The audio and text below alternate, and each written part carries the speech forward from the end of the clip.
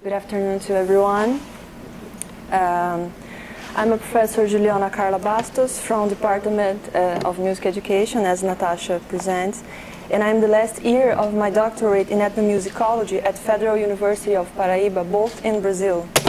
I would like to congratulate and thank all the committees for providing us with such an important event that allows both provocative and necessary discussions about sound in today's world. From yesterday to now, my presentation has been improved already, and I thank you for that.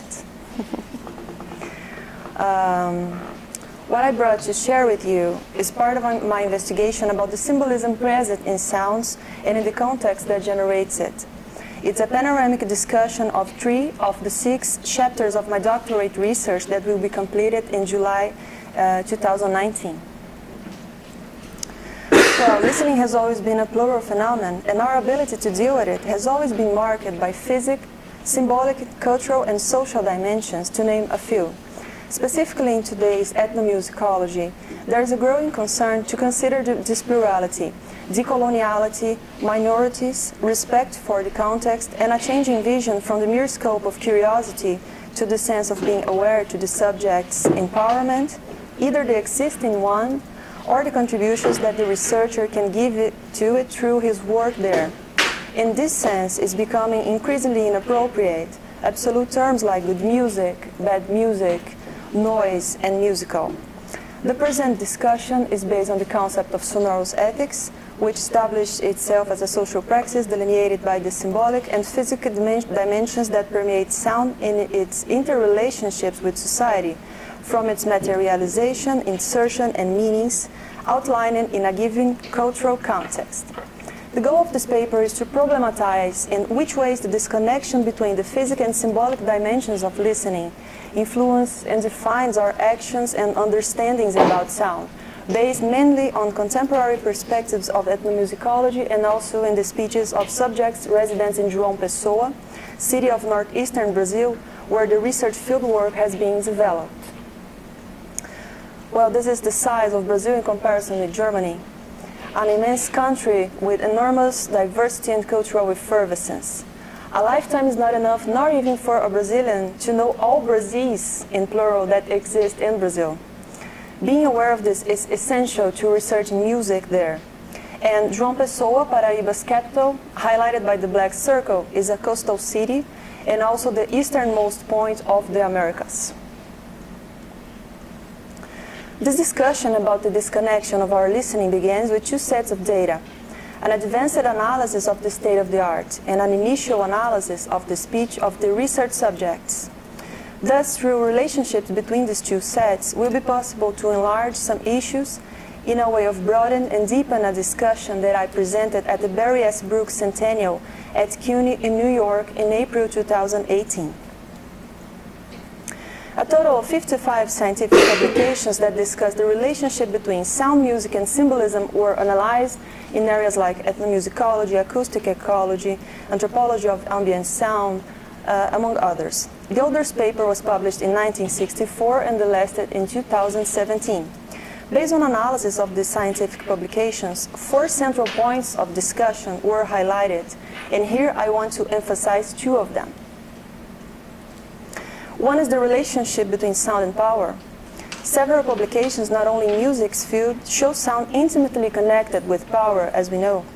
In a social cultural way, this power can manifest itself in mass repertoires, in sound context with considerable influence of coloniality, and in the educational curricula of formal institutions.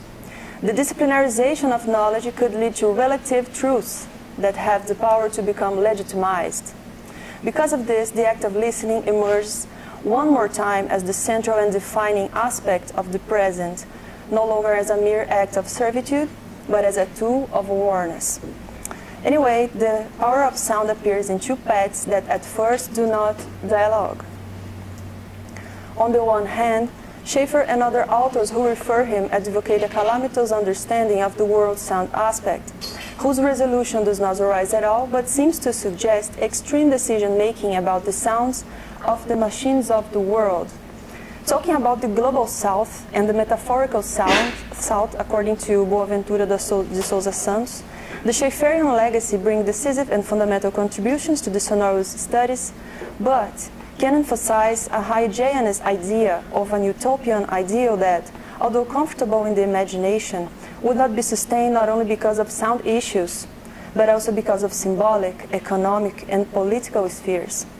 I stress here the global north-south panorama considered in a fundamental way. And, on the other hand, a tendency almost binary is the vision of the sound aspect as a potency that comes to prominence when the use of technology is discussed as something positive. Sound sustainability can develop through a non-obsolescence use of technology so that it serves people, not vice versa, allowing not only a more effective appropriation of the symbolism inherent in music, but also an effective, non-prejudiced and non-limited insertion of noise into music and society as one more form of human expression. Related to the ethical responsibility of the musician, the documents confirm what scholars have long said. There is a lack of consensus on its role in society when it goes beyond the strictly aesthetical or instrumental sphere. However, the ways how this ethical responsibility could develop still divide opinions. Schaeffer, for instance, believes that it is musicians' mission to initiate a sound consciousness process to obtain desired aesthetic effects. This musician that he refers to is a professional musician with training in tonal music.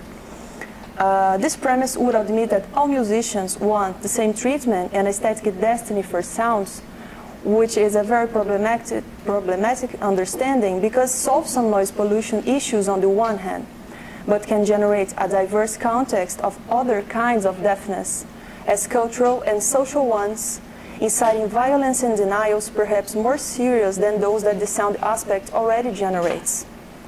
If we consider that all erudite music is popular in the locality where it emerged, we can better understand the question of coloniality present in foreign learned repertoires reproduced in Brazilian schools and universities, not as an option, but as the basis of learning. Leaving aside a huge amount of Brazilian music manifestations such as, and I divided here by regions, as you see at the top, música indígena Camaiurá, carimbó, quadrilha junina, maracatu, cururu, música sertaneja, samba enredo, funk carioca, música gaúcha e fandango, to name a few. And I apologize with you for not presenting videos or audios because of the time, because what I'm doing here is unappealable by some scholars that is talk about sonorities showing only images. And of course, a fundamental amount of music from minorities like woman, black groups in general, and other Indians, and music that has intensity as an important aspect. Hopefully there is an increasing sense of responsibility and deep respect for the field investigated showed in works that discussed diversity instead of difference, making us problematize our position as truth keepers when we published a field work or an ethnography. This was the state of the art, and now the speeches of subjects. Until August 2018, 113 residents of João Pessoa contributed to the research by participating in focal groups divided on these three profiles: musicians, people that work with sound in a direct way, such sellers, sound engineers, and environmental inspectors, and people who do not work with sound directly. As the fieldwork ended in last September, the data analysis phase is in progress. However, an initial look has already pointed out some issues about work, livelihood, and sonorous ethical self-awareness. The first core encompasses in certain way the other three. There is a border turbidity between legality and ethics in responses to broad environmental questions regarding sound and to more focused questions about symbolism permeating sound and musical conceptions like social responsibility, belonging, refusal, pleasure, memory, and identity. From the same subjects, we have paradoxical answers from the necessity of identify disturbing sounds and develop a collective consciousness to the confirmation of a lack of self-awareness of tonal voice or instrumental practice. Subdiversions was bigger in profile 1 musicians. While agreeing with decibels control when discussing social responsibility, this aspect is tempered and dissolved when they talk about their stage or their show. 7 of the 64 members of this profile have strongly criticized the 2 environmental inspections agencies of the state of Paraíba, affirming that intensity music should be assessed only aesthetically, not environmentally. About the abusive sound used by marketeers, cited significantly in all 14 focal groups, especially in street commerce, which is very common in Brazil, people feel annoyed, but not openly complain about it, avoiding to undermine that professional's livelihood. Legality and ethics are also relativized by different social uses of sound. Noise from appliances such as air conditioners and fans are only desired when serving as a sound wall for a noisy environment. On the other hand, there is a considerable acceptance by the population of festive events such as the Muriçocas do Miramar Carnival Block and religious events such as the Catholic Penha Procession. Both are authorized by the City Hall and enters the dawn passing by several areas of the city. It's not possible to frame these 2 events in permissible decibel parameters because there is an authorization from public agencies to extrapolate these environmental limits, which make them legal, so they can happen. In the more advanced phases of analysis, I intend to understand the levels of acceptance or tolerance regarding the wide religion diversity in Brazil, based on statements such as the following, and I quote, "My neighbor, evangelical and participating in a polluting church, relativized her actions saying that the terreiro de Umbanda, also polluter, makes noise because it is the devil." End quote. For those who doesn't know, terreiro de Umbanda is a place of faith of Afro-descendant origin and have emphasis in rhythms of drums instead of melodies as the Catholic Church. What can be understood as noisy, annoying, inappropriate, or less important for many people when we consider a symbolic misunderstanding. About a physical understanding, the mood of all 14 focal groups emphasize a need of sharing sonorous abuse histories. People are discredited to the point that the memories of what is good sonorously become difficult to access or to recall. Although this part still requires a deeper analytical level, the idea of a shallow sound self-awareness stand out because it is always the other that is causing the problem and not me. Regarding the analytical delineation of the musician's profile that included orchestra members, popular musicians, ethnomusicologists, composers, and music educators, many of them admit a lack of environmental discussion in their musical learning and admit not know how to sketch ways to empower people to deal with the sound aspect in society. It is very disturbing the assertion of some musicians that the sound intensity in music should be evaluated only aesthetically, not environmentally, denoting a fundamental disconnection between the use and function of music and the role of musician in society.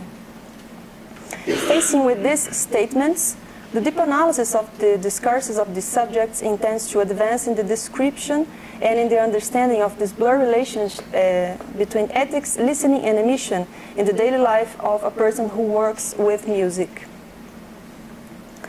So how to admit the positive power present in sound? And how to understand some links between spheres that seem to move disconnectedly? If it is ethical, can it happen? And if it's not ethical but it's legal, can it happen? What defined this permission? Who defined this permission? This research has just entered in its last year. After considering some contributions of the examination board, in Brazil we pass for 2 phases for doctorate research, pre-examination board and then the public examination board. I passed for the first one. The perspectives of analysis are outlined and go through the following discussions. Preliminary analysis shows that the conceptual and physical dimensions of listening coexist in parallel, and our understanding of one or another plan is marked by the distinction between legality and ethics. Regardless the wide influence on our lives, there is still a shallow understanding on what to think and do with the sounds that we want to keep, modify, create, or extinguish. The intellectual effort of different areas, such as ethnomusicology, in dealing with ethical sound dilemmas in society is paramount to enable understandings about sonorous ethics. In Brazil, the transformations of public policies bringing minorities to the academic context as authors to speak up themselves allows deeper understandings on themes long seen by some scholars as a mere ethnographic experience, losing sight of the fact that this very context actually means someone's life. Are you familiar with the work of Samuel Araújo, ethnomusicologist? He worked with engaged ethnomusicology that goes in this way. The countries of the global south that were colonies of exploration now face coloniality, a cruel inheritance of colonialism practiced and endorsed in governments, universities, and in the most diverse social spheres.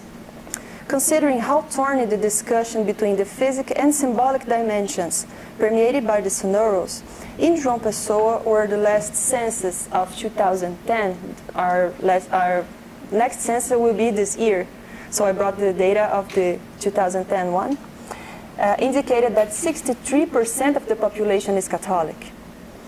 And I am interested in hearing people who are not, people who do not like carnival, and in an even more forceful sense, those who wish to just sleep during the dawns when events are passing through their windows, from the night through the morning. Another important point to consider is that the sound phenomenon manifested by the musician on stage or by the faithful in a religious connection are not intended to violate the scopes of the right to space, freedom, and life of anybody. They just happen to be what they are, depending on the culture. This is symbolic understanding. The problem begins at an incomplete social reading of the phenomenon. Who is outside the context can make unfair judgments, and who is inside can lose the sight of himself as a citizen that is inserted in a wider panorama. In this way, we don't know how to request what we want from the physics sound aspect, and we find ourselves in a constant tightrope by doing so, ended up offending the symbolic sound aspect.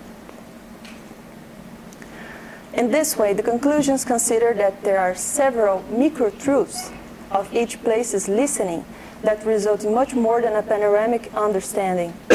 Our scientific instruments should always be prepared to a resignification in order to capture, understood, and show as much as possible good and real results. When you say to someone, your sound is loud physically, there should be no other dimension to permeate this debate because physically is not being ethical in the most of times. However, there are other degrees of consciousness permeating the various situations, such as when the sound is not intense but has a strong symbolic attack, or when it is intense, but it evokes a series of social dimensions that ethically have to be taken into account before complaining. This conceptual, social, and cultural parallelism is showing when we have, at the one hand, discussions about laws, obligations, rights, and duties, and on the other, a very significant sound manifestation for a group that needs that phenomenon for its cultural affirmation, social maintenance, or identity. And it is in the study of this parallelism that the investments of this research will go on. Just presenting the acknowledgements, the support of my university, and thank you very much.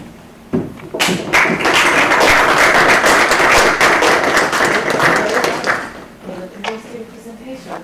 So, our question or remarks?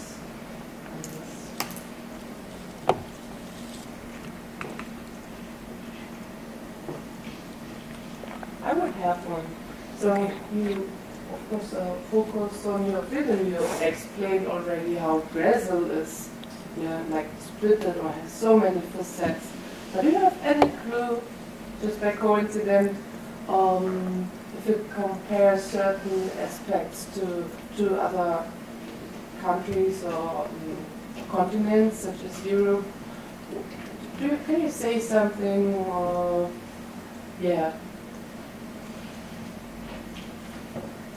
what main differences maybe, I mean, of the certain aspect that fit, because, I mean, it's a specific field, but how would you relate to other cultures, so to say? I can answer to your question with the conversation that I was having with Hildegard yesterday about the Schaefferian, the use of the work of Schaeffer in Brazil that works very well. Okay. That in Brazil we widely use and discuss the first part of ecological studies, but we don't use, I don't say at all, but I don't know many people that work with the second of the acoustic project to design a park or to work with these actions in the environment. At least in my country, still have some paperwork, a huge paperwork to do, and I don't know the reality of other countries, but for example, when we talk about cities off the interior cities, in Brazil they are noisy, very much noisier than the capitals. So if I want to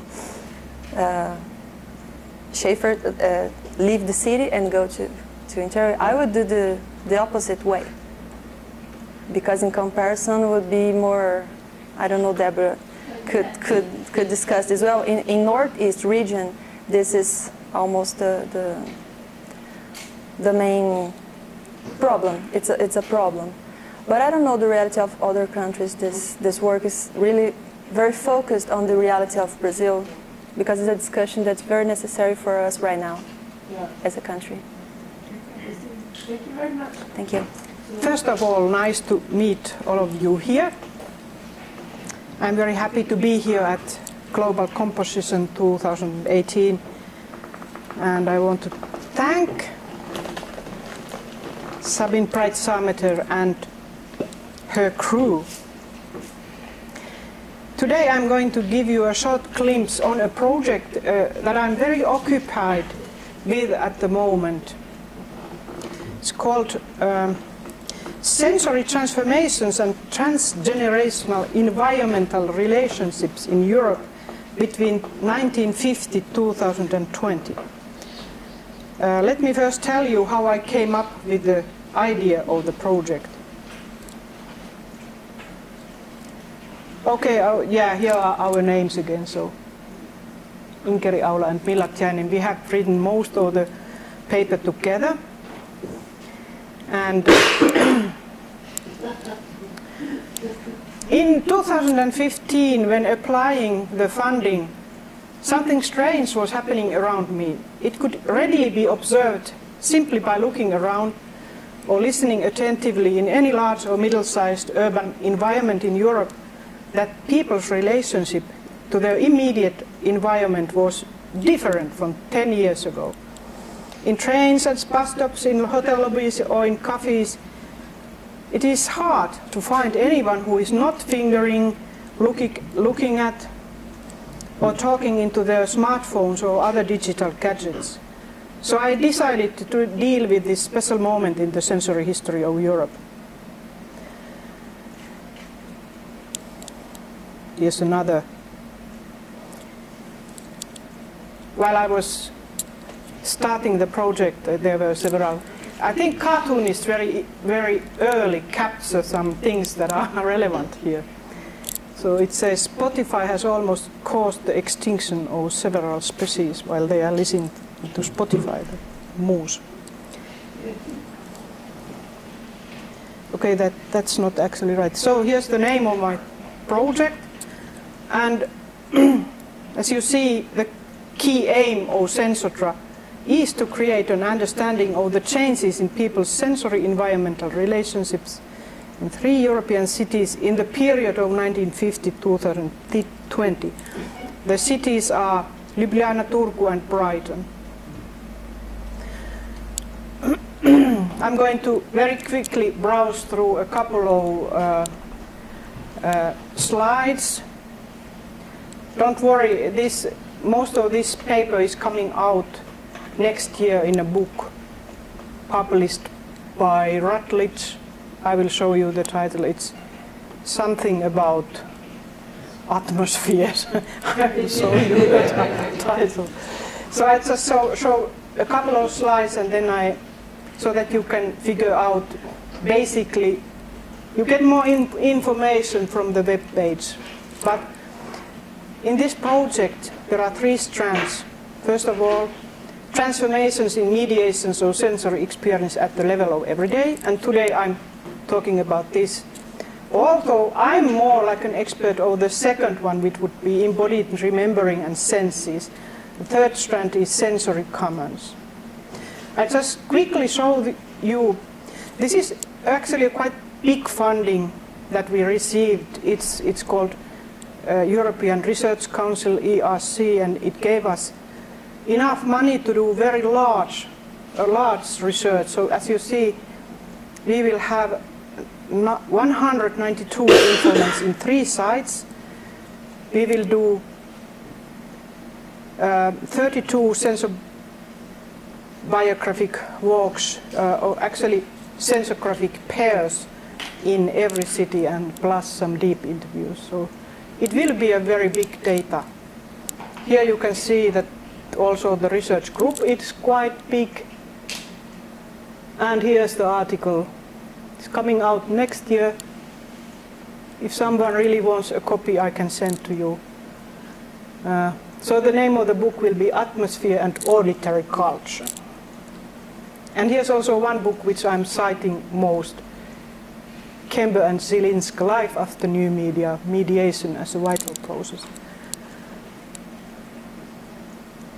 Now, how to approach this theoretically and methodologically?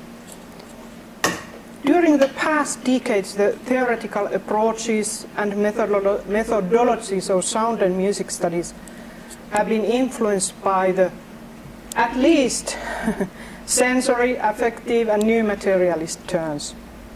There may be several others, but I'm just listing the 3 turns. Simultaneously, there is an increasing call for sound studies to be employed as a basis for the development of multisensory methodologies for studying experiences of time, space, and materialities to relocate sensate dwellers of space to the very center of researchers' attention. What most scholars within the humanities seem to agree on nowadays is that smell, hearing, touch, taste, and vision are historically and culturally contingent. They are not universal, but products of spatio-temporally specific practices. Scholars interested in the human sensorium have criticized the long-term emphasis of humanities and social research on language as the predominant domain of production of social reality. Meanwhile, recent developments in, for example, new materialist thinking have sought to foreground afresh the active role of materialities, from human bodily processes to the activities of technologies and non-human nature in the constitution of socio-cultural practices and the whole contemporary world, including the linguistic discourses that operate as part of these practices. And I think in your paper we are within that area. Hopefully this paper contributes a little bit to the discussion about the profound yet always relational significance of media technologies and processes of mediation by proposing the methodology of sensobiographic walks for studying the mediation of sonic environments and associated human experience.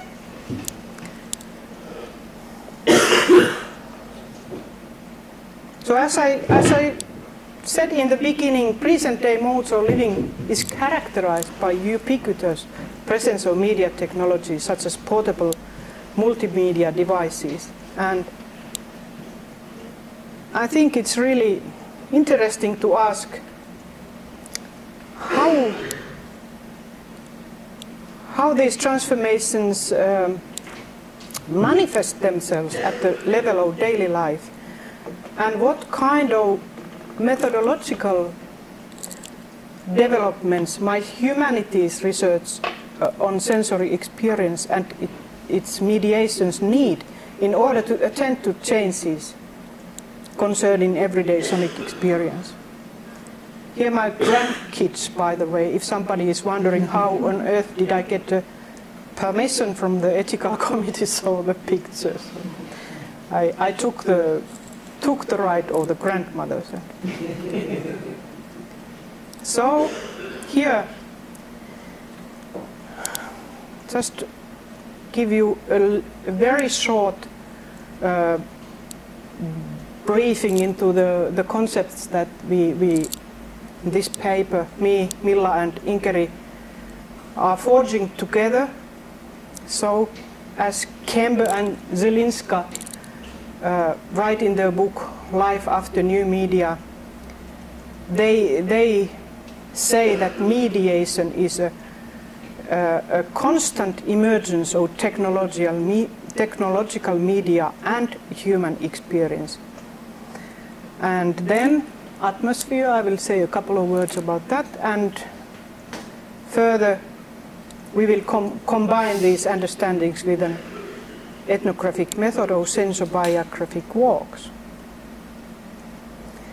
This approach advances as I said, pronouncedly process-oriented understanding of media. In this approach, the operations and impact of media apparatuses actualize differently across various situations depending on the mutually affective interplay of the historical, social, sensory, and the technical factors involved. And relatedly, mediation is not confined to media devices. It also refers to how human existence is ontologically interdependent with the technological world. Our biological, bodily, social and subjective modes of existing happen co-constitutively with the media.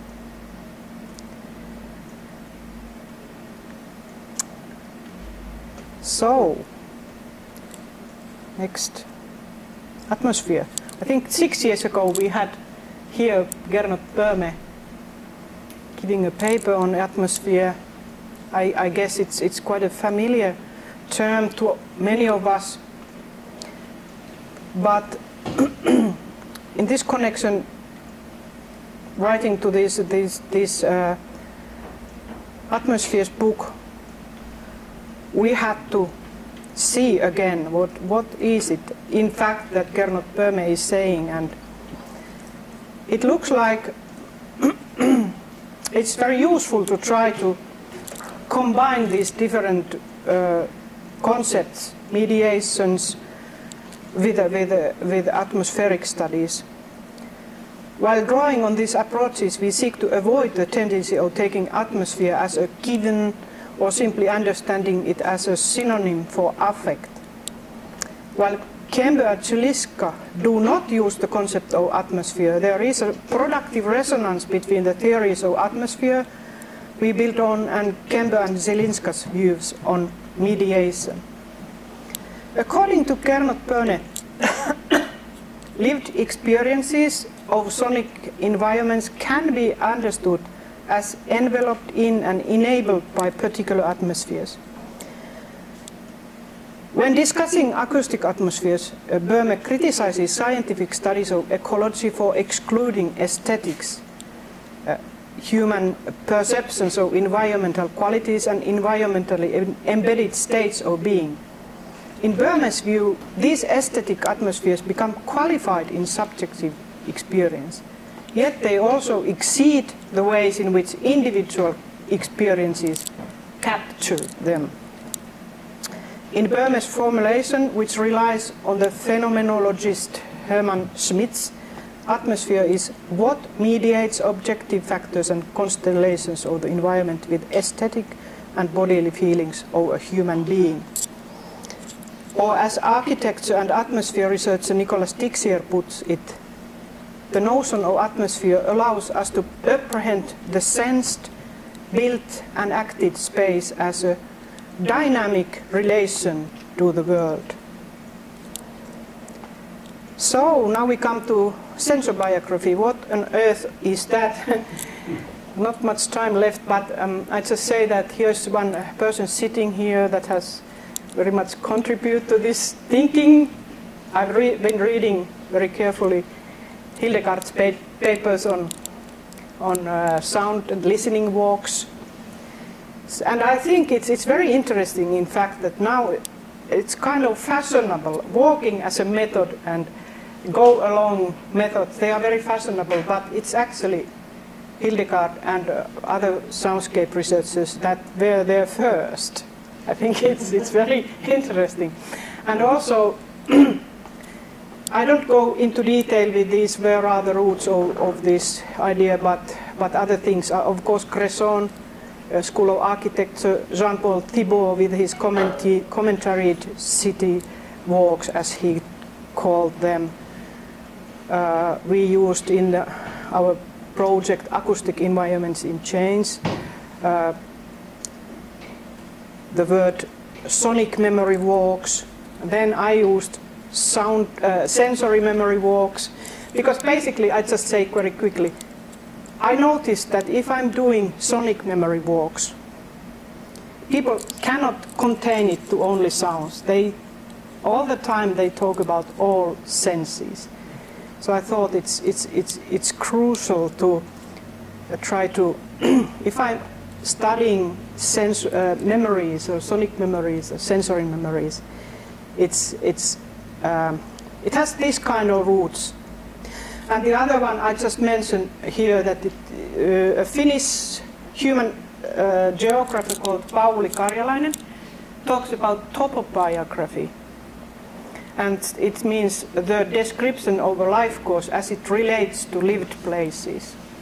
So I think those are the elements, if I put them very quickly. So I think that sensobiographic walking provides a template for accessing the unfolding of experience in a shared situation. Actually, so we have, it doesn't have to be so, but the word transgenerational here comes, that we always have a youngster and an aging person at the same time with a researcher walking. So it happens that there's also this aspect of different generations talking to each other. So first, the elderly person chooses a route that used to be important to her or him when she or he was young. And then she takes us to a walk and explains to the youngster all the sensory memories or remembering. And then, secondly, the youngster does the same. So here comes a kind of extra twist with the transgenerational. So actually, as you saw, we will have 192 of these walks, and it will be a lot to analyze. We have now collected almost all in Turku and Ljubljana, and Brighton is now starting. So I'm just coming towards the end. Let's just say that I think that sensobiographic walking provides a template for accessing the unfolding of experience in a shared situation. Pairs composed of participants from different age groups are, okay, I think I just explained this, but this method produces a richness of data on the embodied, site-specific and technology-related emergence of experiences and remembering. And of course, in addition, we focus on transgenerational environmental relationship and thus potentially significant shifts therein, both between generations and when people identifying with different generations become acquainted with each other's experiences. So I just have time, this is I think the second last slide. So in Slovenia last autumn there was a 90-year-old woman who took, I think it was her grandmother, for a walk. And there was also the dog.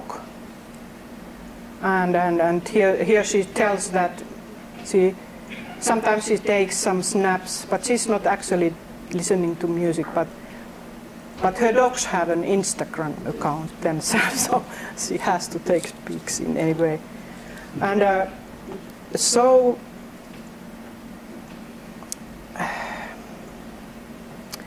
I just conclude with this example and say that in both Turku and Ljubljana we encountered several young participants who preferred not to use headphones when walking with their dogs. These participants were intentionally after the natural, in the sense of technology-free soundscapes when roaming in parks and other outdoor space-times. And the company of a pet is combined here with the search for a relaxing soundscape, although technical media remain present. For some youngsters, urban loudness, on the other hand, can be excluded with an atmospheric shift incited by personal musical choices from a portable device. And I have here something about it more, but I just better move to the closing chapter, because there's still one more paper. In this short paper, we have initially explored the emergence and remembering or re-emergence of experiences in terms of the occurrence of sensory experience with new media and sound-related atmospheres. The method of sensobiographic walking entails a shift from thinking about methods as a means of gathering data to understanding them as implicated in unfolding relations. These relations compose situated and temporary collectives between walkers, including the researcher and the other things, events and forces involved. There's a nice paper, Canadian researchers Springay and Truman, who have also talked about this, how important it is to also take into account the role of the researcher there in this process. Based on the early stages of developing this method, our discussion has offered preliminary glimpses in how musical and urban sounds, temporalities, and human agents affect, act on, and react to each other experientially and epistemologically. Another way of formulating this is how human and other animals, bodies, minds, technological devices, sonorities, and space-times co-occur in relation to each other. Thank you.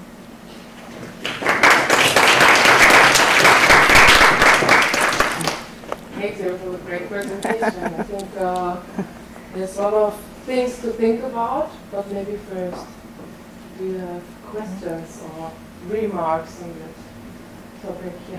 I was just wondering if you know about if Böhme's account on atmospheres, if he also talks about media or any kind of mediality within the atmosphere, because I just remember about that he's talking about things in ecstasies, or ecstasies, like they're coming towards us. They're not this 3D objects in space, but they are like traversing space as affordances or entanglements. So I was just wondering, because it sounds very mediality-like. Is there a conception within the as well? I cannot swear that he hasn't. And that's a very thick book that Jean-Paul Thibault has translated into English. And still, you are right. I just mentioned that Cember and Chulinska are not using atmosphere, but I'm not sure vice versa. Yeah. How long are these walks, these 192 walks? How long are they? How are they structured? They should be half an hour to 45 minutes. And then, can you describe a little bit how they work? Like, are they listening walks? Are they recorded? They are recorded, yes. Okay. So, yeah, I didn't go so deep into this. So,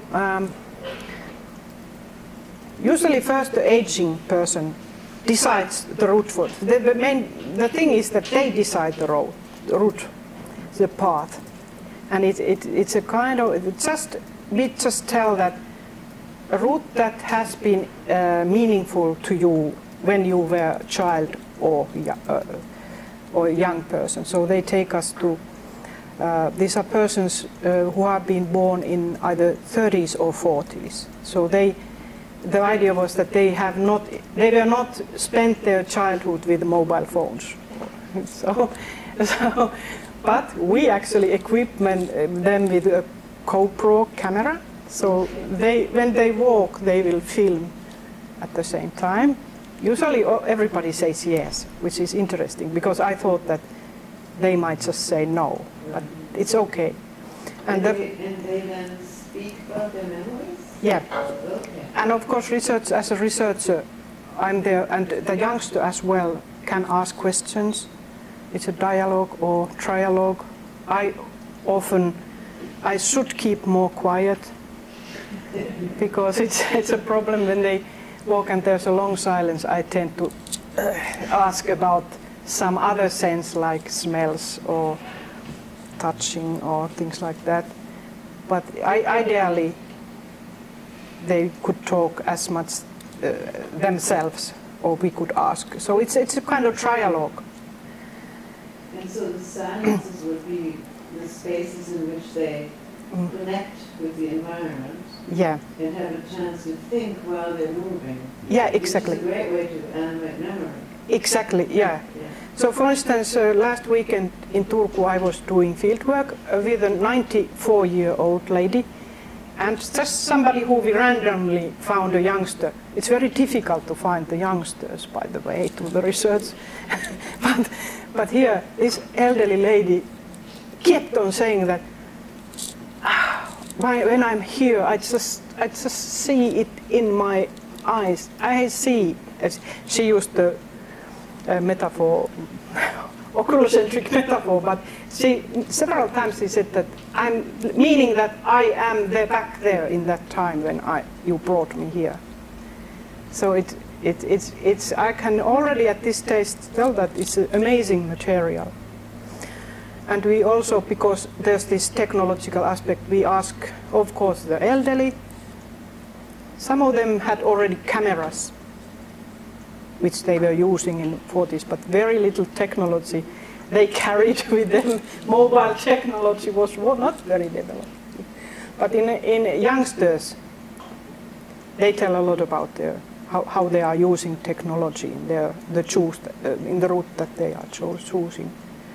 So the same goes around. Then it's best to take another day, because often the elderly people get tired after. So sometimes they are done in a row, which is in one way good, in one way difficult. But then the youngster takes the leading role, and she has the GoPro, and I'm recording with Zoom. So it's well, and actually it's cultural, historically important material, so we have to archive it. So it will be there hopefully even for somebody else to do some research after we stop. Yeah. Not stop, but yeah, awesome approach. Thank you for the presentation. Okay, thank you. Yeah, thank you for having me and the chance to talk. As you said already, I'd like to speak about listening as an epistemic practice in virtual environments right now, and I'd like to draw up on a research project called Oralization of Archaeological Spaces, which aims at creating a virtual research environment for historical research. And as you can already see, it's a highly interdisciplinary endeavor, ranging disciplines from classical archaeology to virtual acoustics. And this is exactly because we try to specify the design issue or problem at hand by designing a virtual research environment based on a very exemplary research question: how did political communication work in antiquity?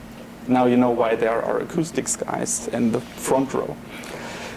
We do this by focusing on two hotspots of antiquity, which is the Forum Romanum in Rome on the upper right and the PNUX in Athens on the bottom right, right in between the Agora and the more well-known Acropolis.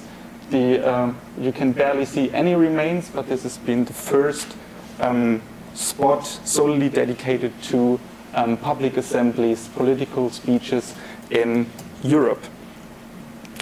By this we try to bring together material, literary and conceptual resources to simulate scenarios of public speeches and assemblies, and we do this, we simulate them digitally because we cannot jump back in time, obviously, but the more serious reason is because these places don't exist anymore. I already mentioned this for the PNUX, but also you see some material remains on the forum. They stem from a different time period that we are not interested in. It's from the Byzantine time, more or less. So if you would like to simulate, then you need to base your simulation on a critical scientific architectural reconstructions that have been done already before with the project Digital Forum Romanum that you can see here. It's a long-running project for 10 years already, and we already also teamed up with them for the reconstructions in Athens. And based on these architectural models, you can come up with visual renderings. The top one, as you can see, is out of an architectural software CUT or Cinema 3D based simulation of a public speech from an audience point of view, 40 meters away from the speaker, which I hope you can see, speaking on the platform at the Temple of Castor and Pollux. It's a typical scenario in the 1st century BC. And on the bottom you see a screenshot from a game engine-based reconstruction in Unity 3D for an assembly on the PNUX in the 4th century BC. And you can already spot the aesthetic and differences in details, which we can come back later. But what both of these renderings share is an approach to abandon a bird's eye perspective and a sanitized or more abstract architectural conception of space that traditional media of archaeology, like plaster models, drawings or plans, have manifested, because you don't see barely any kind of vegetation, people, or any life, and there's no dynamics in these models. And more or less, digital media by now has perpetuated this research paradigm, because when they stick to digital architectural modeling. So the task is now to acknowledge a mundane, dynamic and sensory bustle of a central square, and sound is a very crucial factor for this if it comes to political communication. In antique, that means an oral political culture. So our interest in sound is rather indirect, and I would say we use it for a spatial functional performance tests, because it helps to convert static reconstructions into dynamic scenarios in order to favor certain reconstruction proposals and explanations for architectural changes. By this, we'd like to add a plausible, pragmatic explanation to rather symbolic interpretations for architectural changes that were prevalent by now, like Caesar represented himself as a godlike figure by erecting this kind of temple. And we would like to add a pragmatic dimension to this. I just quickly try to introduce you to the process of oralization, because you would, I guess, ask yourself by now already, how can you make a speech audible in a virtual historical environment? And we can also discuss that later if you're interested, although I'm not an acoustician yet, but I'm doing some master courses at the Technical University, even though I'm a humanities scholar, so I really try to zoom in.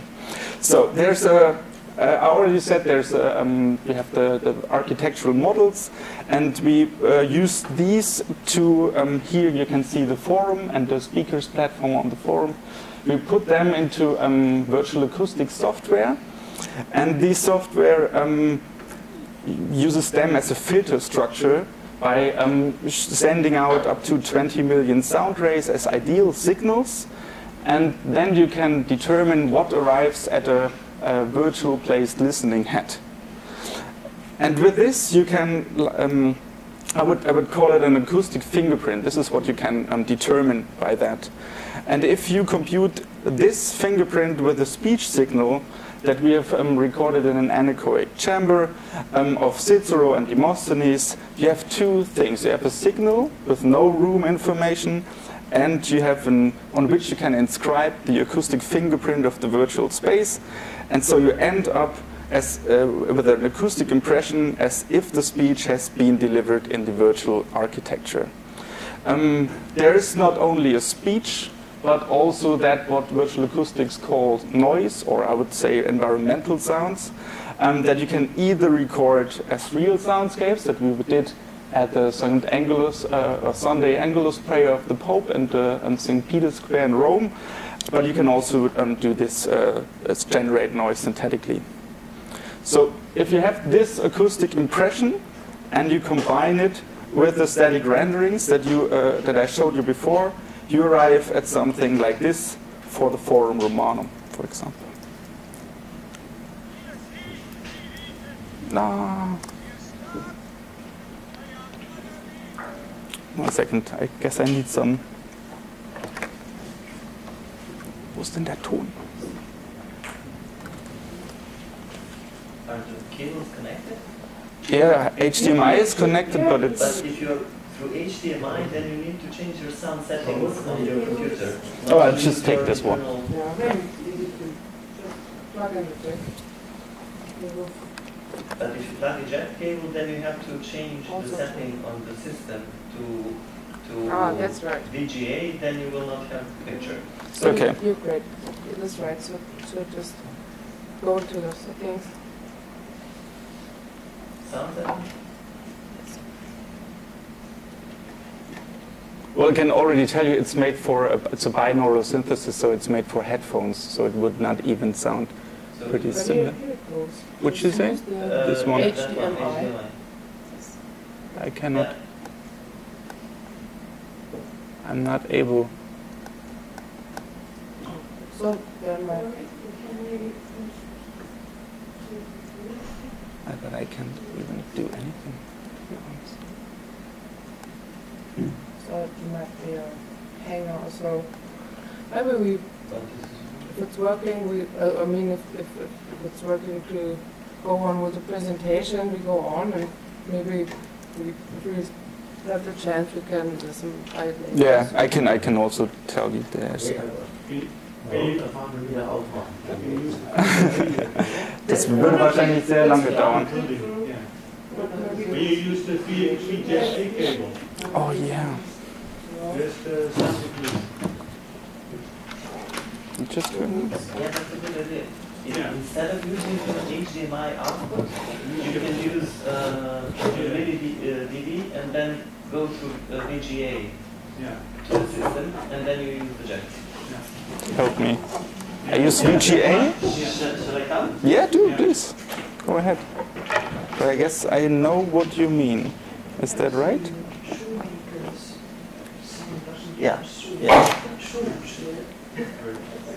And then change on this guy, change it to VGA.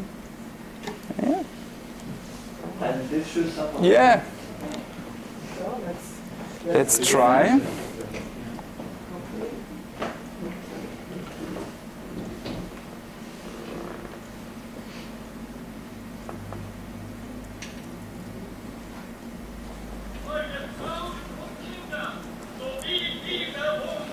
It's a bit quiet.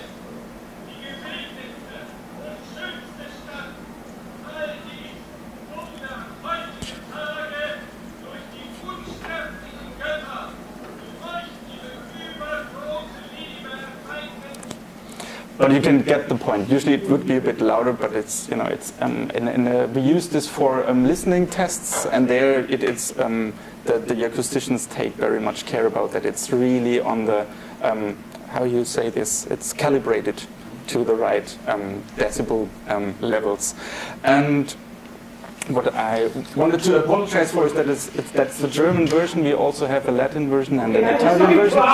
Exactly, and we're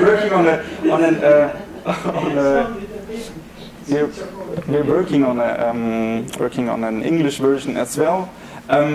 But as I said, we use this for listening tests, and therefore not everybody speaks Italian or Latin. That's why we made some versions, or would like to do versions that are understandable even for non-experts and classic scholars and archaeologists, although it's meant for them.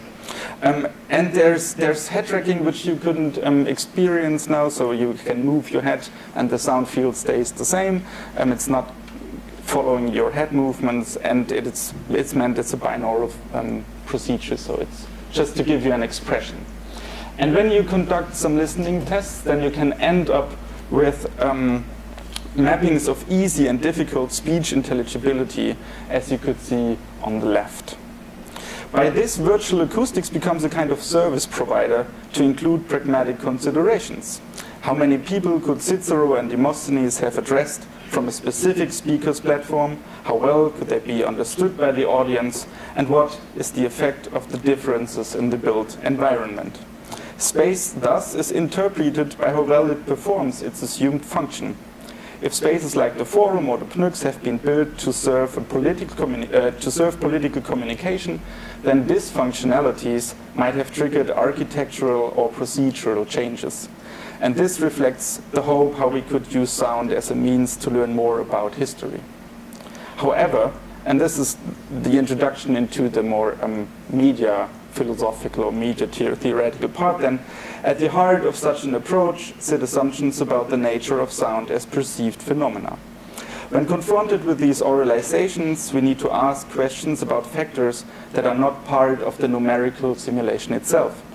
How individual, how situational were these listening events? How attentive, how engaged were the typical modes of participation? How did Greek or Latin orators speak and perform? And we also should ask questions about the conditions of the simulation itself. Can a scene of political communication be fully captured in terms of a source, channel, and receiver model?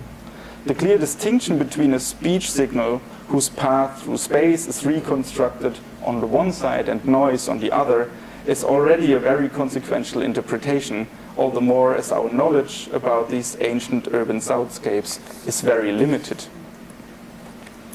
So we need to have a look at the modes of listening that are applied in such a setting. And on the left, you see typical numerical results of speech simulations. Distribution of sound pressure levels or speech intelligibility indexes are usually displayed in heat maps, and they are based on thresholds or certain thresholds that are themselves based on empirical listening tests. And this implies an ahistorical, context-independent engineering accuracy, whereas individual assessment varies significantly from these results as shown on the left. Depending on the familiarity with the historical context, archaeologists have been able to identify keywords from even comparatively great distances. Such findings have brought questions to the fore which have not been pursued by classic scholars yet. How informed was the audience about the content of speeches? How important was it for them to fully understand the speech? In the case of the forum, this led to a rereading of the literary sources, which report of noise squads that have been paid by political opponents to disturb public speeches of their rivals. In this regard, another crucial aspect is the general attentiveness and auditory etiquette of the crowd. In an electronically unsupported public address, the pivotal factor for general comprehensibility is the noisiness of the crowd. Compared to Athens, where all citizens met in the assembly not only to listen, but also to debate and vote as being part of the decision-making body of the polis, the amount of interactivity between speaker and audience in Rome is not documented. However, the success of an orator would depend to a substantial degree on both a well-pre-structured speech and his flexibility to adapt it to the situation. This means that the written version of the speeches that survive to this day cannot be taken at face value to understand political communication, but it can be reworked to a speculative oral version based on new results and considerations. And as I'm only having 2 more minutes, I guess I really have to skip a bigger part or try to conclude this in a more shorter version. Then I would just follow that the current academic principles value the mode of what I would say machine listening, as you could see on the left, that produces reliable figures which are computed in a transparent way. The calculation principles are agreed upon and will repeatedly provide the same figures under the same conditions. Traditionally, such technical ears are less under pressure to justify their epistemological significance than human listening. But from what has been said so far, one could ascertain at least 2 forms of knowledge production from individual assessment. First, listening in with real ears challenges numerical results.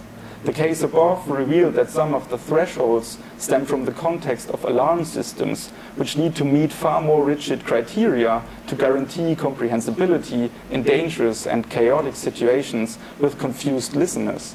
And this applies also to what the colleague from Kaiserslautern said, to when they investigated speech intelligibility in classrooms, they also used the thresholds that are coming from the DIN norms, which are used for alarm systems. So this is what we have to question then. Secondly, listening tests also call for more differentiation in what it means to understand a speech. To distinguish between hearing, intelligibility, and understanding helps to delineate different ways of how content might have been conveyed. For example, an emotional understanding of a speech, such as Cicero's third oration against Catilina that you have just witnessed, can be already achieved if the listener picks up the catchwords and the celebratory tone of Cicero. Because by this he already gets the point that the conspiracy of Catilina has been disclosed and defeated. So if a speech's content is limited in complexity, then a place in the front row is not of benefit.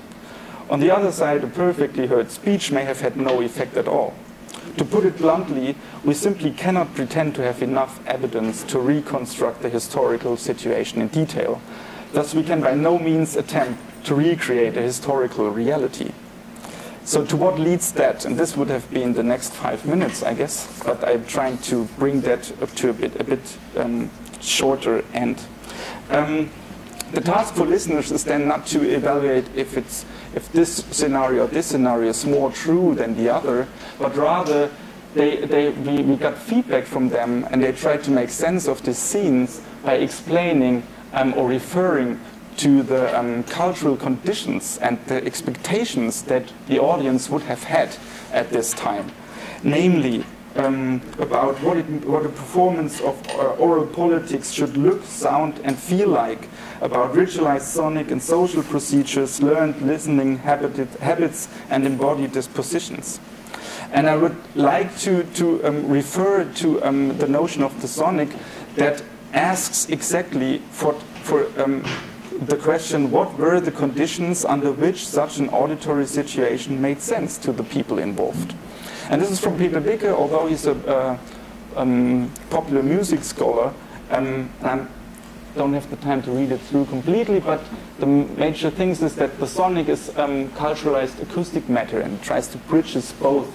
And in other words, the concept of sound. And this concept of sound is always depending on the sound generation modes and technology, but also on the soundscapes, and it's inscribed in instruments of sound generation and sound perception as well.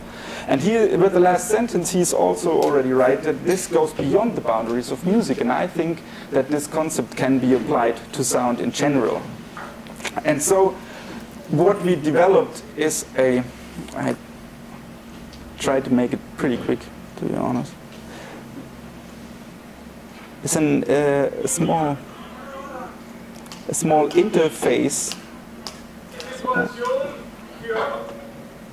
which you can see here.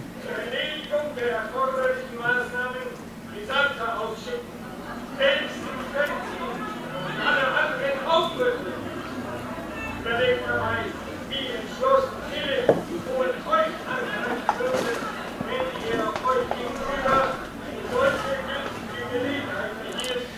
is just to give you an impression how this interface would look like in the real scenario, and all the things that we don't know exactly, and this are the things that the scholars can now adjust themselves in order, with their reference to the more conceptual ideas and the episteme about that they have from their readings of the sources and their long-lasting research that they've done on that.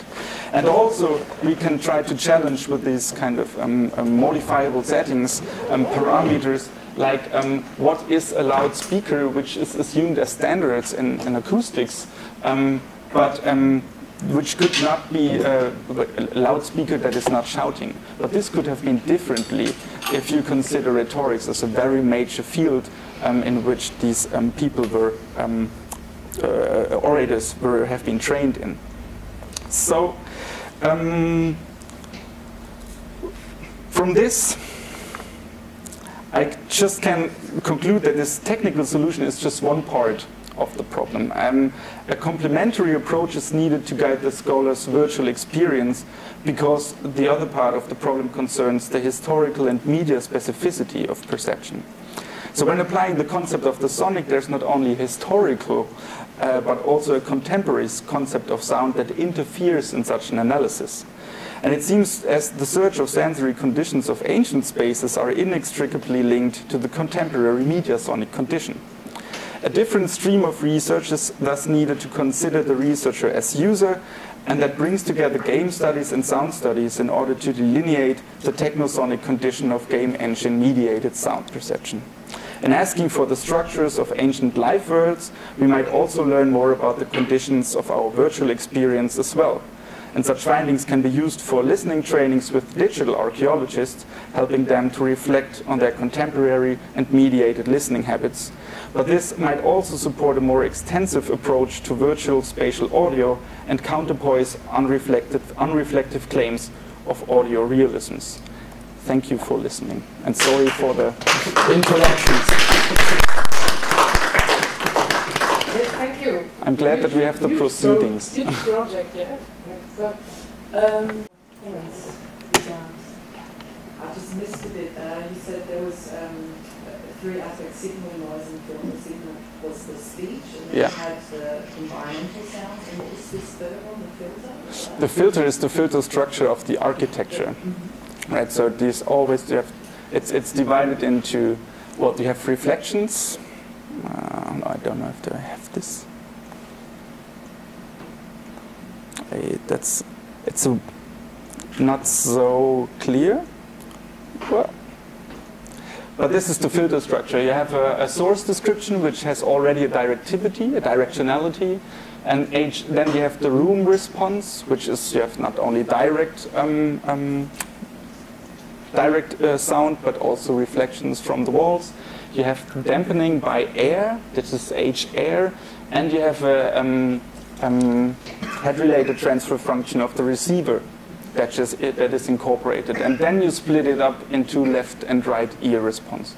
So these are all the aspects which are making up the filter structure. And if you're looking completely or clearly, the filter is the whole chain. So there is no receiver. The receiver is also a filter, and the source is also a filtering device. So in a sense, that's what's interesting for me as a media scholar, is that it's abandoning the source and the receiver and taking everything as a filter chain of transductions in a way. Okay, thank you. So I guess the next part of the program is starting soon, so I would close the session right now. Thank you for the presentations, and thank you for listening. Thanks.